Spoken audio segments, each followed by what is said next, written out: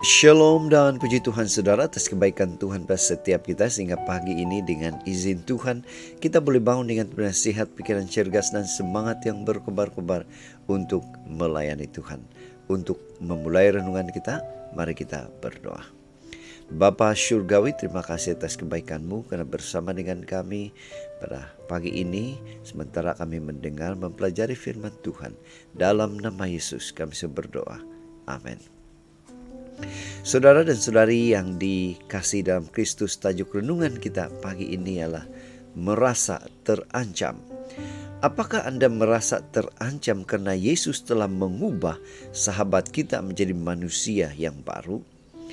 Firman Tuhan dalam Lukas 8 ayat 39 mengatakan, "Pulanglah ke rumahmu dan ceritakanlah segala sesuatu yang telah diperbuat Allah kepadamu."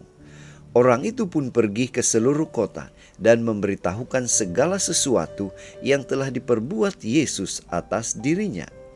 Nah saudara, bacaan kita hari ini kita boleh baca dalam buku Injil Lukas 8 ayat 26 hingga 39. Ini merupakan kisah di mana Yesus mengusir roh jahat dari orang Gerasa. Kalau kita perhatikan cerita ini sebagai ilustrasi kita, ada seorang lelaki Gerasa telah dirasuk oleh setan.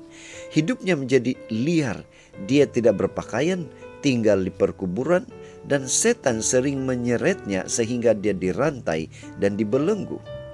Melihat kehadiran Yesus, setan-setan itu menjadi takut sebab mereka tahu Yesus adalah Tuhan yang Maha Tinggi dan Maha Kuasa. Yesus akhirnya menyelamatkan lelaki itu dengan memerintahkan setan-setan itu memasuki sekumpulan babi yang kemudiannya terjun ke tasik dan akhirnya mati lemas. Nah, setelah kejadian itu saudara, ramai orang berdatangan ke tempat itu. Bukan untuk bersuka cita atas kesembuhan lelaki tadi dan ingin mengenal Yesus lebih dekat, tetapi justru merasa terancam sehingga meminta Yesus pergi meninggalkan tempat itu. Mereka khawatir apabila Yesus mengubah banyak hal dalam diri mereka atau meminta mereka meninggalkan kebiasaan hidup lama mereka. Boleh jadi juga mereka merasa terancam karena ekonomi juga, ya, karena menternak babi adalah sumber pendapatan mereka. Sebaliknya, lelaki yang telah pulih itu memohon supaya diizinkan mengikuti Tuhan, mengikuti Yesus. Namun, Yesus menyuruhnya pulang dan bersaksi tentang kejadian itu. Kesembuhan dan keselamatan yang diperolehnya tidak hanya mengubahnya secara radikal, tetapi juga memotivasikannya untuk bersaksi di seluruh kota.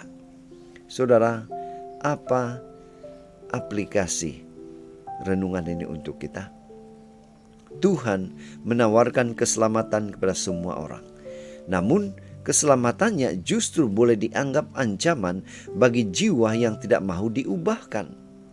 Pertemuan dengan Kristus merupakan sukacita bagi mereka yang mahu percaya kepadanya, yang berkesempatan menerima anugerahnya. Percaya bukan sekadar mengakui keberadaannya, melainkan membuka diri dan mengizinkan Tuhan membersihkan hidup kita dari segala hal yang tidak sesuai dengan kehendak Tuhan. Itu sebabnya pada pagi ini, mari kita relakan diri kita untuk diubah dan dipulihkan.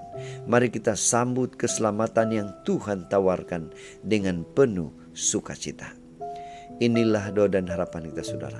Mari kita bersyukur, mari kita berterima kasih kepada Tuhan karena Dia memberikan kita kekuatan, kemampuan untuk menerima kehadiran Yesus yang mengubah pribadi kita menjadi manusia yang baru.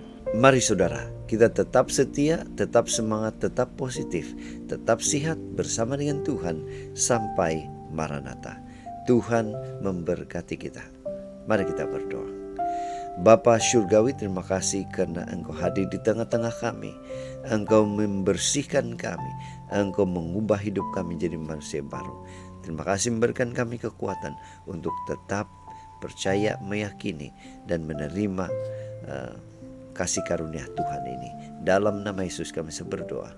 Amin.